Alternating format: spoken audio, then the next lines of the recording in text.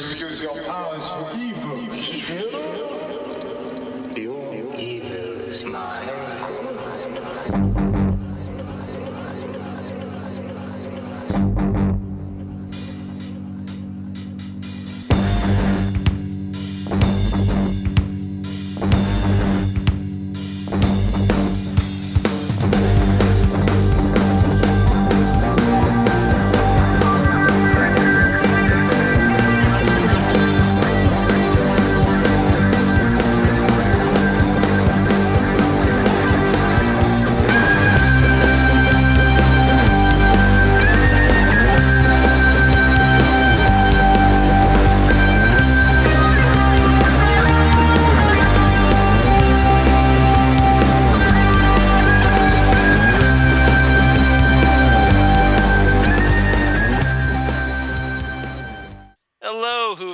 Welcome back to Next Stop Everywhere, the Doctor Who podcast. I'm Charles Skaggs, and of course, with me as always, my partner in crime and my partner in time, Jesse Jackson. Hello, Charles. This is like our second discussion. You guys were nice enough to have me on the Fandom Zone podcast, and we had a lovely time. It's been so long since we talked. I know. So, so I have a question, Charles. Yes. Do you have a smile on your face? I think so. Okay.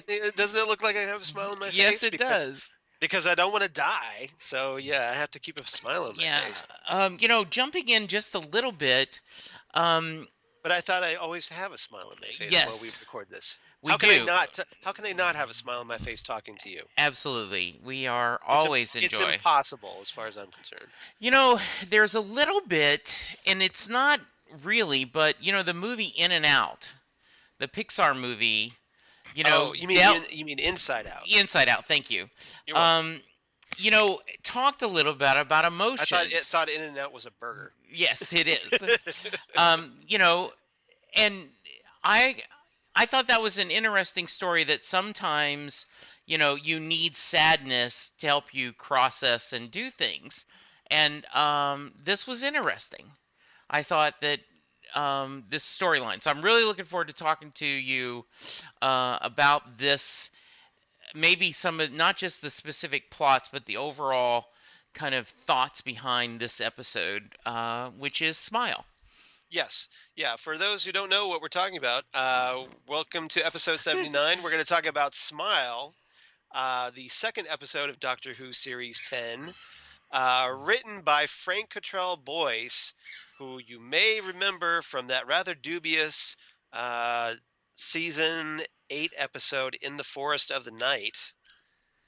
And this was also directed by Lawrence Goh, who directed the previous episode. So I'm curious to hear your thoughts about this episode, Jesse. Although it seems to me that you like this one. Yeah, I did. It's by nature I tend to be an optimist, which is another thing to think about this show.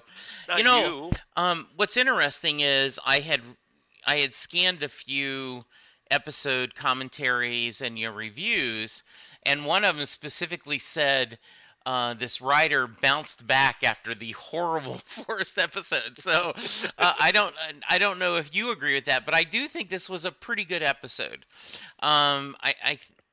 After the fact, I read, a common theme of a advanced race making a decision, that somehow they get off track and do not have evil intent, but they're because of their thought process, the reaction or the end results are tragic, but it isn't because they're trying to do something wrong. Like, the Are You My Mummy episode, right? And that I saw some comparisons to that. Yeah, that this is a common theme of Moffat. And and what this column said is, I think that's because he's trying not to do just the black and white, they're evil villains, and trying to add some thoughts and maybe a little motivation behind it. But I thought this was a pretty good story. Well, the more interesting villains are the ones that always have that little touch of gray, or Yes. that aren't purely evil, so that you Right. could kind of sort of see their viewpoint, Yeah. but it's a nice contrast to the ones like your Emperor Palpatines in Right. Star Wars, Yeah. which are just so overtly evil, like Yeah. the Master or what Yeah. have you. So Yeah, and I think that's one of the reasons why we've kind of, at least I have enjoyed Missy as the Master. Is John Sims' Master is just BS crazy. right. But Missy seems to be, while crazy, also having a little bit of charm, and she's been a great Master. Um, and I'm excited to see her again. Um, I like the story. I liked the premise, and I'm looking forward to hearing your thoughts on Bill's first true adventure in the TARDIS, and see what you thought of her. So, is there any Right. short on guest stars? So I Yeah. don't know if there's any I specific guest stars. actually I do have a couple I want to get Okay, into. good deal. All right. Well, first I want to talk about just to give a quick overview of this Okay, episode. sure. This story, like Jesse mentioned, it's Bill's first trip in the TARDIS to another time and place. So the Doctor ends up taking her to the future to this world that is called Glais 581D, which is a colony world. Now, this wasn't mentioned in the episode, but it was mentioned in, I guess, the background. At least if I can't recall it actually, the planet being named in this story. I was actually But it thinking, does have like a more official name yeah. that off screen. And let me say, I loved the look of the colony. The big openness and white, and especially the contrast of the spaceship. I mean, that was well done, set builders and designers. That looked good to me. It was pretty much like if Apple had designed this planet, in my opinion. Absolutely, yes, okay. So to give you a quick That's quick not example. necessarily a bad thing. So, yeah, I did mention a couple of guest stars. What I do want to point out, early in the episode, before the credits, we see this actress named Mina Anwar as this character named Good Thing, and she was one of the two people that confront the emoji bots at the beginning, and she's not the one who's immediately killed. She's the one who runs away. Okay. So she's playing Mina Anwar was actually previously a more notable character in the Sarah Jane Adventures. Ah. She played Geeta Chandra, who is the mother of one of the lead teenage characters, Ronnie. Mm-hmm. Ronnie Chandra. So, Okay. So she does have kind of like a supporting character role in the Sarah Jane Adventures. Okay. So I did want to point that out, that there is that Doctor Who connection.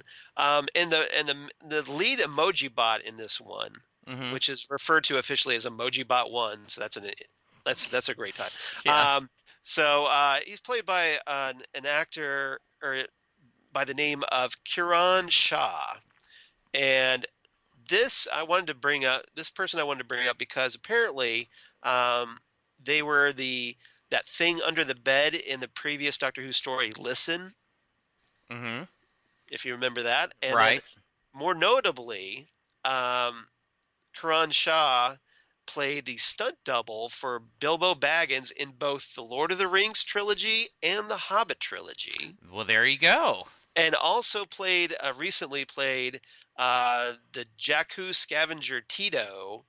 This was the one that in Star Wars: The Force Awakens, that was the one on planet Jakku where Rey rescues BB-8 from this scavenger out in the middle of the Jakku desert. Yes.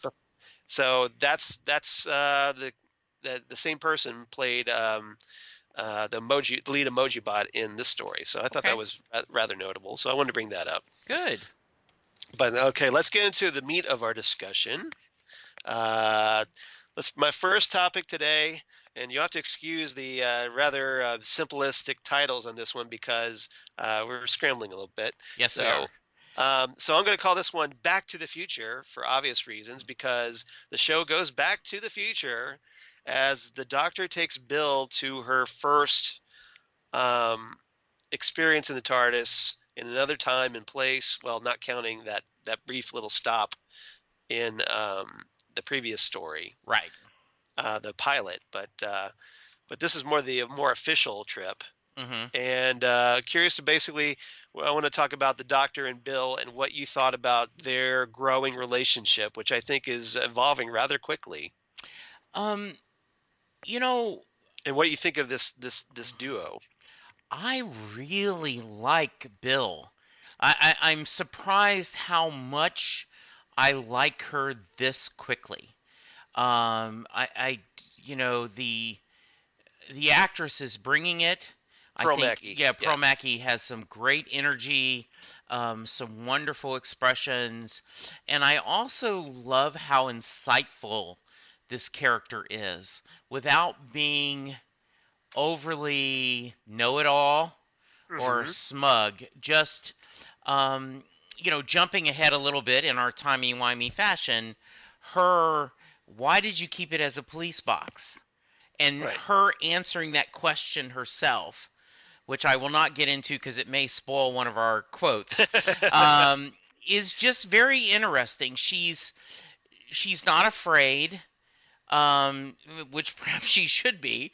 She Right. seems eager for the adventure and open. I really finding myself very. I'm a big Bill fan. Only 2 episodes in. Right. Yeah, I totally agree. I think Bill's winning me over. I think it's mostly because she's a more traditional companion. It's not like the Rose Tyler show or the Clara Oswald show with Bill Potts. It's more like, okay, the Doctor is back in the lead role, but Bill is right there beside him as and it's a much more comfortable feeling to me as a longtime Doctor Who fan. I don't know if you get that kind of vibe, but what I love about Bill so far, she questions everything, but it's curiosity. Right. It's not just she's being contrary to everything. Yes. She just wants to understand. Like the Doctor, obviously, because big mysterious Time Lord that's over 2,000 years old, as we have confirmed again in this episode. Um, he's got all this baggage, and every so often, like the Doctor drops a hint of something that Bill doesn't know, and it Right. kind of brings the more recent viewers, up to speed a little bit, which I like. And I love the fact that she's so optimistic about everything. She's just ready to dive in. She's not, freaked out. She's just like, this is awesome. This is like the best day ever. Until, of course, being Doctor Who turns into the worst day ever. Yeah, but there's I had not thought about that, but I think you hit it on the nail on the head. Um, I am not a big fan of the Donna, companion. Right. Um, though, Although you have warmed to her yes, I have a warmed bit, to a her bit. much more. Yes, I have, Yeah. and I certainly recognize the greatness of Miss Tate. Um, Right. but there is no romance. Right. There is no, um, you know, You mean like poke. kind of like with Clara crushing on the 11th Doctor? Right, and like Martha, who is my favorite companion, her love of the 10th Doctor, Right. and that feeling. Or Amy Pond wanting to jump the bones of the 11th Doctor? Right, and there isn't the Amy poking the pin in the stuffiness of the, I'm going to pop your bubble as the Doctor. This is truly, Yeah, because Bill's not snarky. no, she, and I love the way she's like, where's the steering wheel? You know, and am I supposed to sit down? Do I have seat belts? You can't drive this from the seats. That seems impractical. And and just this whole, and you're just perfect. She is the Doctor is the Doctor. He's the leader of the expedition. He's taking them off. He's showing her he's the guide to, everything in the universe, next stop everywhere. And she's along for the ride. She is a student. She is a a willing participant in this and showing her enthusiasm and her sense of wonder and questioning is just amazing. Yeah, I And think so. yeah, and like why we just escaped. Why are you going back? You know? Yeah. I mean, is a great question to ask, and he addressed it well. I mean, so it's nice. I think she's a great audience point of view character. Like Yes. if say we were there, we would be asking these questions. And I think it's been frustrating over a lot of episodes where like, well, why doesn't so and so ask this question, or why doesn't so and so, question what the doctor's doing? Yeah, and like specifically, Like, just because like the doctor expects these people to know the stuff because he's so familiar with it. It's all every day, it's just another. the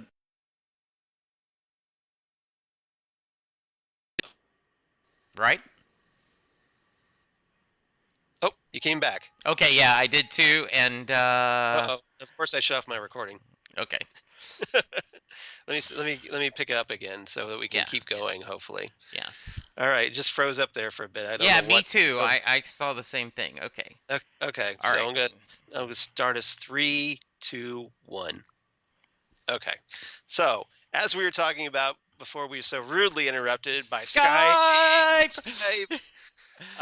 So yeah, we were talking about Bill and wondering why she did like more people don't question what the doctor's doing, and why that how great it is to have that kind of audience point of view character. Yes, absolutely.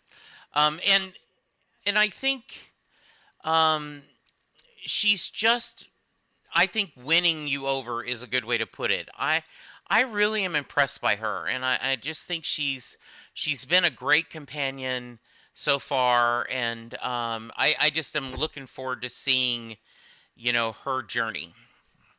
Yeah, I am too. I think so far, Pearl Mackey's off to a great start as Bill. Yes. I think she's got great chemistry with Peter Capaldi. Yes, I agree. And it seems like Capaldi, has that chemistry with her, which is great because it seems Yes. like, they play off each other well, which I'm guessing is why Pearl Mackie was cast. But yeah, I'm kind of enjoying the Twelfth Doctor and Bill a bit more than I did the Twelfth Doctor and Clara. Yeah, and nothing against Clara. No, not at all. But But and I'm also just a little sad. Not sad enough that you should kill me, right, and get two teardrops that we're only going to get one season of these two together. yeah, Yeah, that's very disappointing. it is, because there's some goodness there. And we don't even know if Bill's going to be returning for series 11 yet. Right. And Pro Maggie has talked about on Twitter, she is even saying she doesn't know. Now, she may just be, Right. being coy, but at least on Twitter, she has said, she doesn't know. Yeah, I guess it's all just a question of whether incoming showrunner Chris Chibnall really wants to clean house, and Right. start fresh with new doctor, companion, etc. Yeah. And start like a clean slate like Stephen Moffat did back in 2010. And I can't criticize him if that's what he wants to do. No, I totally I can't understand either. that. Yeah. But yeah, it's kind of sad that we're only getting the one season, but at least we're getting this season. Absolutely. And it's always great to have you leave the audience wanting more, I guess. Yes, and I also I thought it was nice that it was just Bill and the doctor. We did get our appearance from Nardole going, shaking his finger at the doctor. And I want to get into that. Okay, good deal. I'm saving that for my third topic, so don't jump ahead on me, Jackson. We're timey-wimey here, Charles. That's true. That's true. We are. Okay. Okay, so let's get into the main plot of the story. In my second topic, emotional rescue, which Thank is you. a play on words on the Rolling Stones classic "Emotional Rescue." Yes. Right here in the countdown, I'm Casey Kasem. We're very musical you are very musical in your. Well, I know you're such a fan of classic rock, so Yes, I I figued am. you would appreciate these titles. I would. Now, some of our younger listeners may be like, what are you talking about? Yes. But go check out the song "Emotional Rescue" by the Rolling Stones. It's a great song, and it's actually one of my favorites. So I can, I went with "Emotional Rescue." I thought that was rather clever in that one. if I can say so slightly. I'm a little shaky on. So this is the emoji bots and the Yeah. Vardy, the swarm, the kind of nanobot swarm. So I Yes. want to get your take first on the emoji bots because obviously, um, it seems like it's a very timely reference. I'm a little concerned that the emoji bots are going to be something that's going to look horribly dated in about 10 years. Right. But for right now, obviously it's a timely reference. So I'm kind of curious what you thought of these little boogers of death. So they looked great. You're right. I thought that very interesting. I think it was a nice commentary on the only part of this language has lasted is it speaks emoji. So that was kind of a fun little and sometimes Stephen King puts a lot of pop culture references in his books, and you go, oh wow, that seems really dated now. In this book that was 15 years ago. Stephen King loves references from the 50s. Yeah. And because that's obviously when he grew up, but they come off as really dated these days. So I liked them. There's that danger, and especially with a show like Doctor Who, I tend to prefer that you want to keep it more timeless. Right. But so we'll see how well this ages in the next 10 years. But I thought it was good. I liked the premise and I liked the idea. Especially they set up with the two women at the very beginning. They set up the premise very well, very quickly, and the danger. Little hook. Yeah, it was a good hook. I don't quite understand how rebooting just fixes the problem, because shouldn't that core logic I wanted a line. The program is still there. Yeah, that says I need to. All it does is it just resets them, and then they have to go through this all over again. Part of it. So the only reason I guess it won't is because him wiping the memory. Maybe they don't have that idea that they need to provide service for them. Right. Is the only thing I could think. But yeah, I thought the emoji robots looked good. They were dangerous. And I love the line where he says, when you're chasing someone, you don't go fast. It's because you don't need to. And then they're surrounded by the other emojis. Really well done. Peter Capaldi doing the fake smile. Yes. It was very, very funny. Which is always the Doctor, like the 12th Doctor trying to smile is always unsettling as all get out. Absolutely.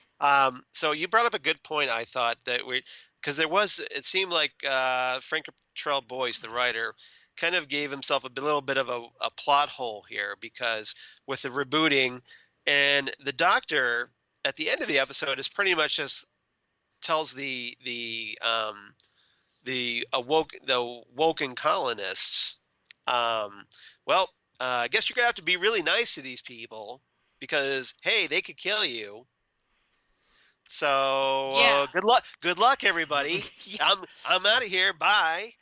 And I thought I was just like, what? I thought that was a real frustrating because, that the Doctor is basically leaving them at the emoji bots and the Vardy's mercy, essentially. Yeah. I also thought it was a little bit the whole, calling them a slave race, right? Was a little bit of I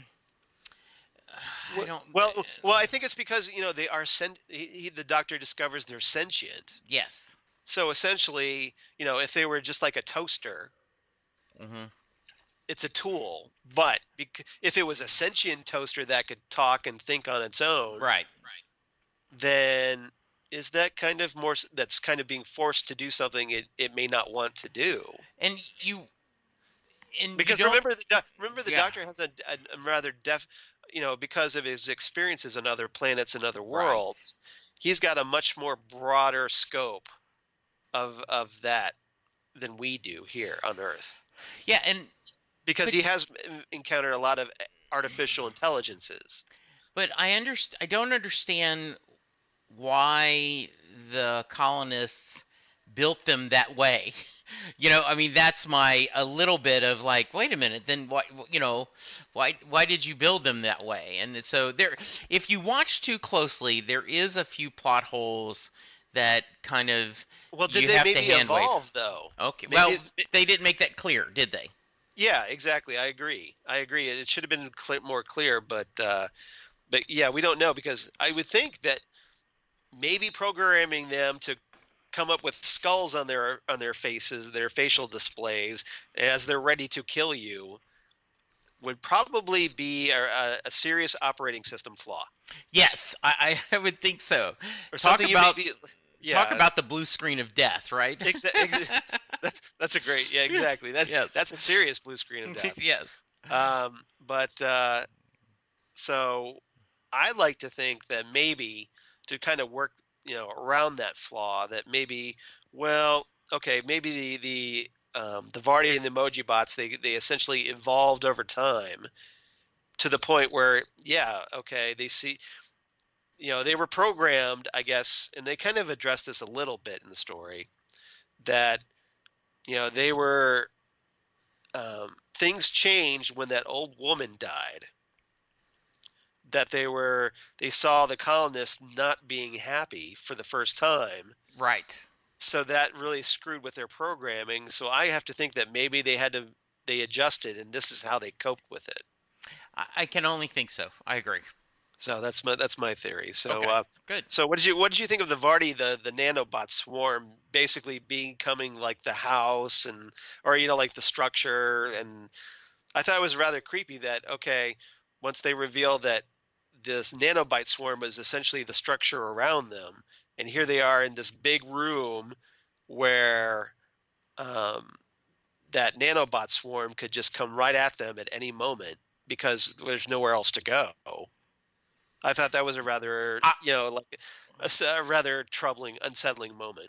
Yeah, I thought it was really well done. I liked um, this kind of the idea the city is made up of these nanobites, and the robots are the kind of their communication tool, the interface, so to speak.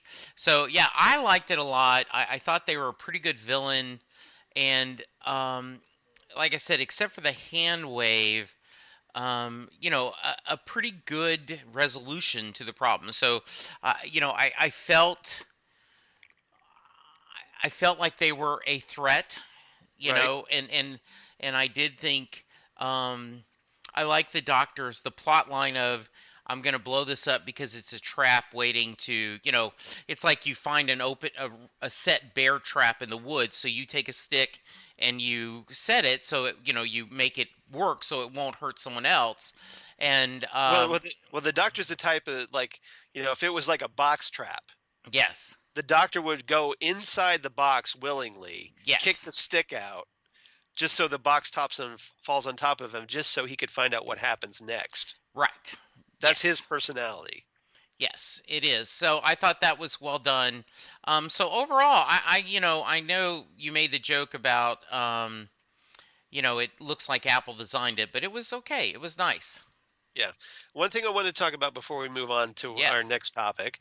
The doctor made a mention in the story about running into other colonist ships. So I'm guessing as not being an old school fan, you probably wouldn't catch this reference. So I thought I'd bring this up. Okay. But essentially what he's referring to are stories like The Ark, which was a William Hartnell story, and The Ark in Space, which was Tom Baker's second story. And I thought wait, of the whale in space story, Yeah, where we yeah, see the future. Is that?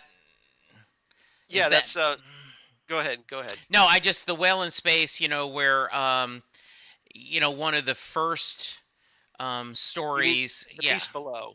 the beast below. Yes, that where we meet one of Queen Elizabeth's. Liz Future. 10. Yeah, Yeah. Liz 10.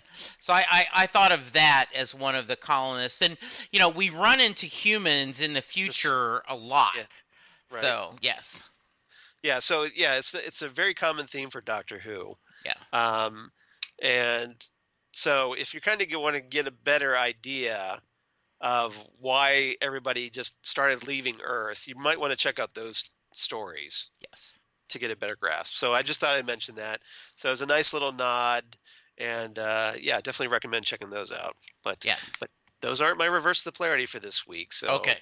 no spoilers there on that one. All right. Very nice. All right, so let's move on to the third topic, and this we should probably get through this one pretty quickly. This is what I call T for two, and this is Okay. Nardole and more of the mystery vault mystery, a little bit. So Yes. So we didn't get to see Nardole this much in this episode No, we did not. because he's shown like interrupting the Doctor to remind him of his oath to protect the vault, Yes. and so I want to see what you thought of that little tidbit that is thrown out, and apparently that there's an oath the Doctor made to protect this vault. So I want to get your thoughts on that. Yeah. Now, I did not pick up that the oath was specifically about the vault. I just picked up that he had made an oath. Right. And we got the great line about being tired, and that's why the TARDIS is where it's at. Right. So.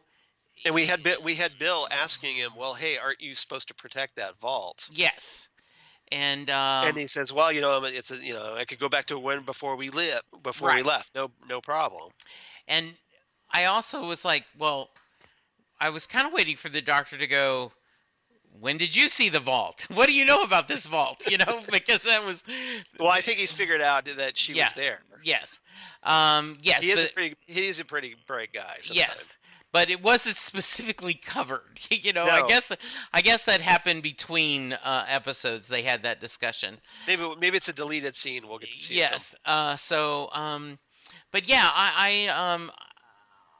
I do not understand the Doctor's cockiness in thinking we can go have our adventure and be back before the tea is ready, Right. when as often as he shows the TARDIS has a mind of her own.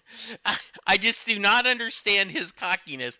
So I would think. Well, we kind of saw a little bit of it recently in was it the Androids of Tara? Yeah. With the Fourth Doctor, where Romana is just like, hey, we've got these segments we got to find, and the Doctor's just like, whatever, we'll get there. Yeah. Just be cool, relax, and that's kind of like how he is here. It is, and I guess once again I'm gonna give the Doctor the benefit of the doubt that the in between episodes the TARDIS does work, all the time. Like, okay, I'm gonna go grab this, and I'm gonna, like, I decided I want, pizza from, a 1960s shop in New York. So I'm gonna fly, take the TARDIS, go get my pizza from my old, this pizza place. And then I'm gonna be back in time to watch, the Academy Awards of 2017, and so maybe that does happen all the time, and that doesn't make an interesting TV show, so that's why we don't see it. Right. But it just seemed a little cocky, like, we can come back, and you're like, no, you can't, Doctor. You can't expect that. Do you not know the TARDIS? Have you never seen this show? Well, remember, as we've talked about, Idris has a mind of her own and takes the Doctor where she thinks he needs to go. Did you catch that he implied that, and that I may be taking one of our quotes, but they reference that, which is, once again, I love that the residual of the Doctor's wife shows up and they talk about that, so I thought that was great. Yeah, that is great. So yeah, we don't get any real more information about what's going on with the vault in this story, but that business with an oath. So it kind of like leads me to wonder, okay, so who did the Doctor promise, and what relationship does it have in with what's in the vault? So Charles, so what is he protecting? We don't know. It's something with Gallifrey. So important that he had to promise to protect it. Yeah. So maybe it's an oath to the Time Lords, or Yeah, we don't know yet. But how can you say we didn't get an explanation when he says, okay, I suppose I owe you an explanation. Long time ago, a thing happened. As a result of the thing, I made a promise. As a result of the promise, I have to stay on Earth. I mean, it's all right there. How could you have any questions, Charles? I don't know. How could I possibly have questions about Yes. that? Because it is so specific. Yes, it was. There was the thing, the thing The that thing. happened to the thing. Yes. There was a thing and a guy and a thing, and we did this stuff. And If I had a better Jerry Lewis impersonation, that would be, perfect, right? Because he would do that a lot. It still does. So yes, yeah, very, very funny. all right. So, anything else about the story you want to talk about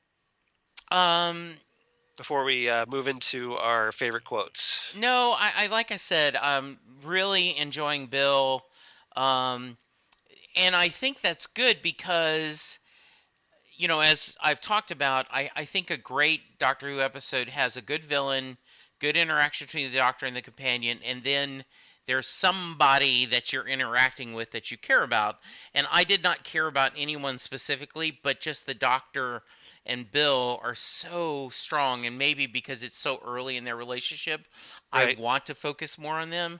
Yeah, I thought this was a good episode, and so far, we're 2 episodes in. I'm feeling Bill, and I'm enjoying this season. Yep. Great. Okay. And so am I. Okay. Yeah, it does seem like really interesting how, like with Rose, and then the next episode, The End of the World, Yes. and then the the 11th Hour, and then the next episode after that, The Beast Below. That the Doctor always likes to prefer to take companions that first trip into the future Yes. as their first experience. To give that sense of wonder. I'm guessing. Absolutely. I agree. And maybe the show likes to give the audience that same feeling before heading back into the past, which is what we do in the next episode. Absolutely. All right. So, all right, let's go into favorite quotes. I'm guessing you got a few. I do. I love this. I've often talked about, in my day job, I run a help desk, Right. and I talk to my team all the time that I think I know where you're heading with this. you need to sound confident. You need to sound confident. You need to fake it till you make it. Being unsure of yourself is the easiest way for the client to feel reassured. Yeah, and so I'm not saying you make up an answer, but it's okay to say, that's a good question. Let me do some research and I will get back to you. And I love That's always your buying for time yes, answer. yeah. And so I love Bill going, where are you going? The Doctor, no idea. But if I look purposeful, they think I've got a plan. And if they think I've got a plan, at least they won't try to think of a plan themselves. I love that about the Doctor. And that is his version of fake it till you make it. I tend to agree totally. Okay. How about All right. you? So, so I'm going to go with this first exchange between the Doctor and Bill. And actually, most of my quotes are Doctor and Bill Yes. quotes. So, which I'm kind of finding interesting because it's like, hey, that banner is working really Yeah. well for them. Where after the Bill finds out that the Doctor has 2 hearts, Yes. and so again, this is another, Bill having a question about something the Doctor treats as so like everyday matter of fact. Right. So Bill asks him, "Yeah, hearts though. Why 2?" And the Doctor responds, "Well, why 1?" Yeah, I As know. if like, "Well, why wouldn't you have 2 hearts?" Yes. And then Bill responds, "Does that mean you've got really high blood pressure?" And the Doctor responds, "Really high." Yes, I thought that was great. And then also, we've kind of already talked about this, but I love when she says, where's the steering wheel? You don't steer the TARDIS, you negotiate with her. The still point between where you want to go and where you need to be, that's where she takes you. And Right. I love that. So I have one quote, but I don't know if you have it. Okay. And I'm not sure if I want to step over it. Go on ahead. it. So it starts with the words advice and assistance. Do you have that quote? No. Okay. So good. I'm not going to steal your quote then. Okay. So this is where Bill is questioning again about the doctor, why the TARDIS is this phone box, police Yes. phone box. And she goes, advice and assistance obtainable immediately. You like that. You don't call the helpline because you are the helpline. Yeah. I figured you being with a help center. Yes, I did. I love that. I also love the idea that this quickly she's got her finger on the Doctor and his purpose. And, as he talks about, I'm the original Doctor, and that's where the term came from. He is there to help people. Well, he's not the type, the Doctor isn't, to give these answers so freely. Right. So she almost has to kind of, like you mentioned earlier, has to either answer her own questions. Yes. Or she has to, propose these theories, and he'll just vaguely nod. Yes. But not confirm one way or the other.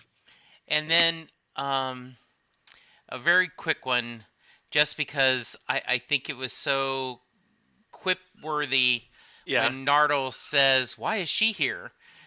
Because she isn't anywhere else. And, that's very Zen-like, I'm one with the universe because she isn't anywhere else. Exactly. So do you think Nardole is a little jealous of Bill? Because remember, he was the Doctor's companion before Bill came along. I think I did not get that feeling. I got the feeling that think of the Doctor as a knight and Nardole as his squire, and he is reminding him of his quest. That is, my purpose is to keep you on track and to keep you focused on theme. So that's what I pictured this as, not a theory, just we are on task, and I know you can go all crazy, and I'm trying to keep you on task to do what you vowed to do. That's how I read it, or saw it. All right. My next quote is, again, another exchange between Bill and the Doctor, where Bill asked the Doctor about Scotland. Yes. And yes, goes, that was nice. Go, please. So I hope I didn't steal your quote here. Okay, so she asks, is there a Scotland in space? And the Doctor responds, they're all over the place, demanding independence from every planet that they land on. I love that. I also love when she says, okay, I guess we're not going to go anywhere because you just told Nardole to go put the tea kettle on. Right. And, back up to your office for a cup of then. And he says, between here and my office, before the kettle boils, is everything that ever happened or ever will. And that's just... Yeah, that's a great next quote. Stop everywhere, right? Pretty much. Hey, that's a great name for a podcast. Yes, it is. Oh, yeah. Okay. Oh, this one. Yeah, this yes. one. All right. My last quote, and this is just Bill, but she's kind of shouting at the Doctor, but he doesn't respond to this one. And I think it's a line that pretty much can be said of every companion ever, where she tells him, stop trying to keep me out of trouble. Yes, I like that too. I thought that was really nice. Very good. Yeah, great quotes, and I don't have any others. All right. No, but very cleverly, this guy, he redeemed himself. The writer, I think, did a good job. I tend to agree as far as I like this episode way better than I did in The Forest of the Night. Yes. So I'm curious about your rating. What's your rating on this one? So Charles, I think I'm still in the glow of getting new Doctor Who, so I'm giving it 8 out of 10 Jello cubes. Oh, yeah. The blue Jello cubes. Yes. Yeah. Uh-huh. Yeah, How about you? There's always room for Jello. There's always room for Jello. As we both know from being in the hospital. Yes, indeed. Yeah. All right. So we're totally in sync this week on this one. I also gave it 8 out of 10, but I gave it 8 out of 10 death emojis. I almost went with reset buttons, but I thought you might go with that. Yeah. Season's off to a good start. I'm very happy. Very good. Now, I do need to confess, I have not watched Class yet. Right. So, Oh, you mean the second episode? yeah, the second episode yet. So, Yeah, it's okay. did you watch it? I did watch it. I was also working on our show notes while Yeah. I was watching it, which shows you how interested I was in it. Okay. But so I don't think you missed much personally, but Well, that's me. I do think we will go with our plan that We after. might have to just maybe just combine everything into like a special class episode. Yeah, and I don't know. Maybe we'll go through after 3 or 4 episodes and kind of do a Yeah. quick, just kind of class episode. I think that's a good plan. I think once after you watch a few, maybe we can have a better idea what we want to do with that. I agree. All right. Absolutely. So let's move on to the my reverse the polarity segment. Yes. As we reverse the polarity of the neutron flow. Right. As John Pertwee's doctor would lovely say in that smooth voice of his. Absolutely. So today, this time we're going to travel back to 1988. Okay. To a story called The Happiness Patrol. Ooh, I see a little bit of yeah, already you connections, see yes. the connection in this one. So this is the second serial of season 25 in 1988, written by Graham Curry, and it's a Seventh Doctor Sylvester McCoy episode. So, or story.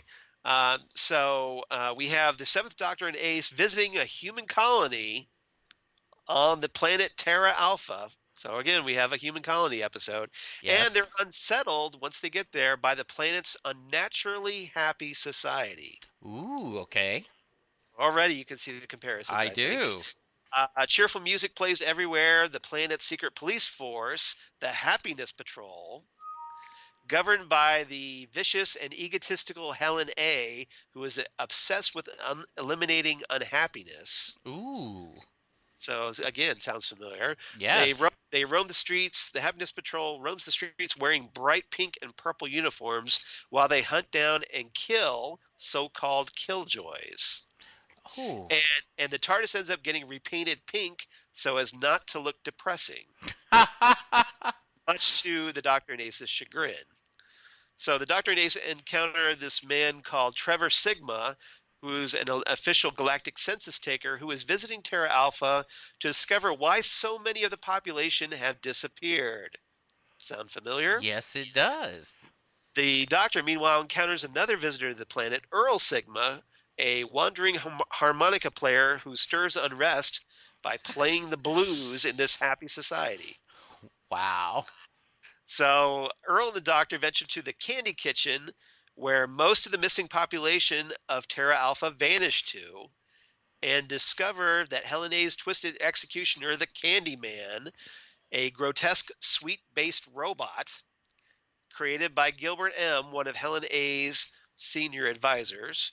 The Doctor manages to outwit the Candyman by gluing him to the floor with lemonade because he's made of sugar. Ooh. And that tends to make things a bit sticky. Yes. And he and Earl escape through the candy pipes below the colony, where they encounter the native inhabitants of Terra Alpha, who are now known as the Pipe People. They want to help overthrow the tyranny of Helen A. So the Doctor returns to the surface and begins stirring up trouble, supporting public demonstrations of unhappiness and encouraging the people to revolt, and attempts to expose Helen A's population control program. Oh, okay. Pipe People destroy the Candyman in a flow of his own fondant surprise, which is previously used to drown killjoys. And realizing that she's beaten, Helen A attempts to escape the planet in a rocket, only to discover that the rocket has already been commandeered by Gilbert M. and the Joseph C., her husband. She tries to flee, but the Doctor stops her and tries to teach her about the true nature of happiness, which can only be understood and which can only be understood if it's counterbalanced by sadness. The revolution, Very good. Revolution complete, the Doctor and Ace slip away, leaving Earl and the Pipe People to rebuild the planet, but only once after the TARDIS has been repainted blue. Yay. Go ahead. That sounds like an amazing, version of a really cool reverse polarity. Very similar. In fact, it's Hopefully you heard it all because of Sky. Yes, We did. So We I broke just down again. I will have to look for a screen capture of the pink TARDIS. Oh, So it's there. Just do a okay, search by Happiness Patrol okay, TARDIS. Probably okay. you'd find it. Sounds great. So yeah, pink. Good. I like pink. I like pink. Yes, pink is To good. quote to quote Christopher Reeve in Superman the movie. Yes. All Uh, right. So that's pretty much it for that. what do Yeah, if we got in you turn? enjoyed the Happiness Patrol, I definitely, or if you enjoyed Smile, I would definitely recommend the Good. Happiness Patrol. So Now, next time, that's what I was going to ask you. What do we got coming up next week? yeah, next time on Next Stop Everywhere, we're going to talk about Thin Ice, which we got a little bit of a teaser for at the end of Smile, as the Doctor, thinking that he was going to go back to the university. Well, guess what? He's been diverted to Victorian England again, Yes. Victorian London, and they show up in the wintertime, much to the Doctor's surprise, Right. where the River Thames has been frozen solid, and there's an elephant walking around on it. That was a great image. So obviously that's a great teaser for next week. So looking forward to talking about Thin Ice, which is features the return of writer Sarah Dollard, who wrote the series 9 episode Face the Raven. Oh, okay, and that's some credibility. Yep. Okay, great. Very nice. That's what we have coming up next week. So. Good. So, Charles, if someone wants to tell us what they're thinking of Bill and the Doctor, how can they reach us? Well, obviously, you can reach us at nextstopeverywheresmg@gmail.com. But the more popular way is to reach us at Facebook at Next Stop Everywhere, the Doctor Who podcast, of course, or on Twitter at Next Stop SMG on Twitter, on the Twitter machine. Yes. And we'd obviously love to hear from you. Let us know what you think about Smile. Let us know what you think about Series 10 so far, what you think about Bill and the new format. So would love to hear from you guys. And maybe if you got some theories about what's in the mystery vault, please share those as well. Absolutely. And please go to iTunes and rate us. Haven't had one of those in a dog's age. Absolutely. So we would love to get one of those again because that helps promote the show. So we could definitely use your help if you have iTunes. Absolutely. Very nice. I can be reached at Jesse Jackson, DFW, on Twitter. I am also on Facebook, Jesse Jackson in Louisville, Texas. And you can hear me on Set Lusting Bruce, the podcast about Bruce Springsteen and his music. Wow, we went through a whole episode and we didn't have a Bruce Springsteen or Ken Schaefer reference. So how did this happen? I don't know. If they were thinking about the drinking game, they're like, I'm very parched on this episode. So, and Charles, how about you? Well, in addition to Jesse joining Karen, Lindsay, and I, friend of the show, on the Phantom Zone podcast episode 100, which will be posted soon. So please, if you're a Jesse Jackson fan, please come check us out because Jesse's awesome on that. As we discuss the DC Comics animated movie Justice League Dark. You can reach me on the Twitter machine at Charles Skaggs or on the Instagram at Charles Skaggs. Would love to have you like and or follow me there. Facebook, of course. Please hit me up on that. Or Google Plus for all you crazy kids in the Google Plus. Shout out to Karen. And my blog of geeky things. Damn good coffee and hot. Once I get the sound thing up. Damn good coffee and hot. Where I talk about Next Stop Everywhere, Doctor Who, what's coming up on Doctor Who, some speculation, of course, and all kinds of comic book, sci-fi goodness. Please come check me out on Damn Good Coffee and Hot. And thanks to everybody who's been liking the blog and giving me and sharing posts and whatnot. I really appreciate the help, and please spread the word. Absolutely. Because I cannot do this without you. It is always a lot of fun to read your blog, and it kind of helps you catch up if there's a lot of geeky news that gets out there, and Charles does a great job of kind of combining it and then also giving context. When a new trailer drops, Charles just doesn't give the link. He actually takes time to talk about here's what we're seeing, what we're doing, Right. and so I I always try appreciate to be that. a little more detailed than a lot of the news articles that come out, Yes. which don't really give you the information, in my opinion, that they should. Yeah, Because they're in such a rush to get the news out, they don't do it properly. Right. I totally agree. At least to my satisfaction, let's put it that way. Absolutely. But, and also, if real quick, that my other podcast, Ghost with the Twin Peaks podcast, where I'm going to be I talk about. I'm joined by Zan Sprouse, wife of comic book artist Chris Sprouse, as we talk classic Twin Peaks and the new upcoming Showtime series. Which will be awesome. I Yeah, that's appreciate that. now like 29 days away. Nice. So now would be a good time to jump on Ghostwood, and as we head into the reviewing the new series. Absolutely. So definitely, please check us out. Yes. Well, very cool, Charles. So 2 episodes of the new season gone. We're already 1/6 through the season. Just like that. I'm just so depressed already. No, I'm going to focus on the goodness, right? Right. Well, at least we have 10 more plus a Christmas special. Yes. So for those keeping score, 11 more Capaldi episodes. Yes. And we're getting no new rumors this week about what's going on, so we'll just have to wait and see. Nothing more about Chris Marshall supposedly being the new Doctor Who. No. So we'll see. Personally, my money is not on Chris Marshall. Absolutely. That's my personal speculation. I agree. So we'll Charles, yeah, we're going to say thank you very much. Listeners, thank you. We're going to end with keep hope alive, and remember, you must travel with understanding as well as hope. Very nice. So, thank you guys. We'll talk to you soon. See you next week, guys. Bye, everyone.